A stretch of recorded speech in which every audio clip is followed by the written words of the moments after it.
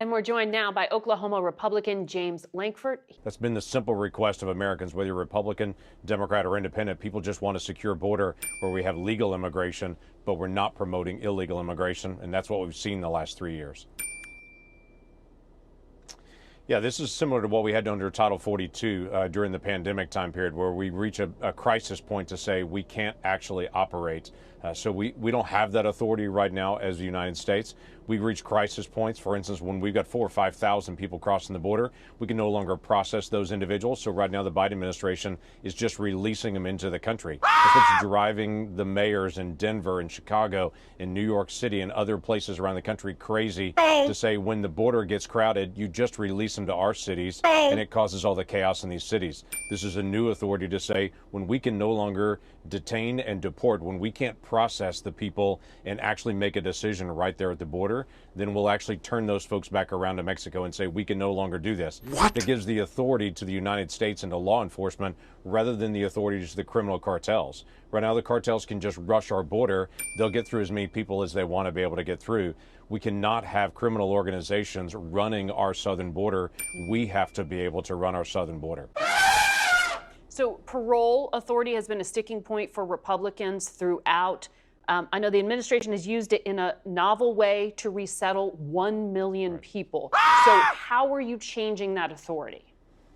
An authority that every president has had to have basic humanitarian parole. But as you mentioned, this administration has used humanitarian parole in a way no other administration has. Treason. They've said if you'll just tell us in advance that you're coming, come to a port of entry, the first day you get here, we'll hand you a work permit and we'll release you into the country under parole. Treason. Well, that's actually attracting more people. Of course, people from around the world are going to want an American work permit to show up. So instead of deterring immigration, they're literally incentivizing illegal immigration. They're handing people a parole and a work permit day one. That has to stop. We can't just have a system where we have that. In between the ports of entries, when it gets crowded, they'll just release them under a parole authority there, and they're just released in the country. We don't know if they qualify for asylum. We don't know where they are. By the hundreds of thousands, people are just being released in the country, and we have no tracking on them at all. That has to stop. This is a national security issue for us. May I remind you that we've had 50 people come across our border that we've interdicted that are on the terror watch list just in the past 4 months. We've had tens of thousands of people that came across our border that were identified as a national security risk. Yeah. Those individuals should not just be waved into the country.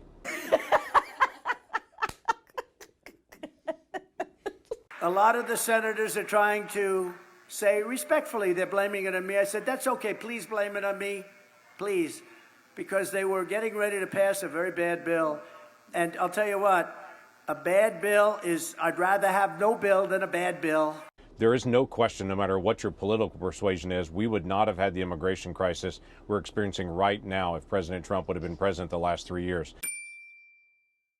There's no way we would have had 8 million people illegally cross our border because he would have enforced those different authorities and would have made sure that we actually secure our border. But even while he was president, he was specifically asking Congress to change the standard on asylum, to be able to tighten up, to be able to give him additional funds for deportation. All of those things are in this bill. What? So if he were to be president, this would be new authorities that he had actually asked for when he was president before.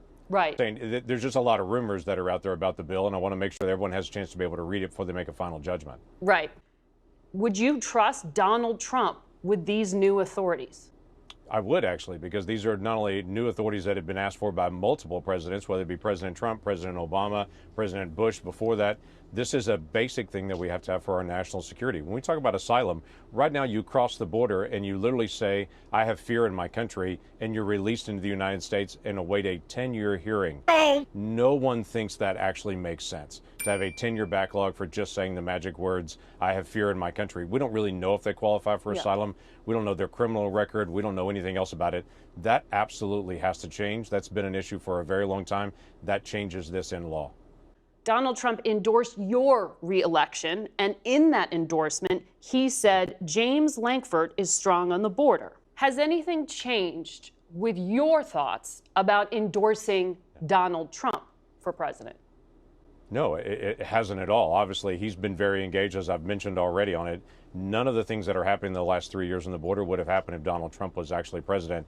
He knows I've been very passionate about the border. This is an issue I've worked on for a very long time. He and I worked together when he was in the White House on some of his border policies, and when he did his big proposal, that was a legislative proposal, because again, President Trump proposed new laws and new issues on this because we know that we have gaps in the system. So if you want to be able to secure the border, you can have President Trump to be able to come in to actually secure the border, because he's going to focus in on that. But if he comes in and is elected by the American people to come this November, he's going to want these additional authorities in this, because it will help every president from here on out. I actually haven't endorsed anyone on it, but he'd be a much better president than what we're dealing with right now, definitely on national security. It's been interesting, the number of legal cases that have come up against President Trump and then have failed and have been dropped or have been kicked out of the courts on it. This one's actually went through. He's already said he's going to challenge it.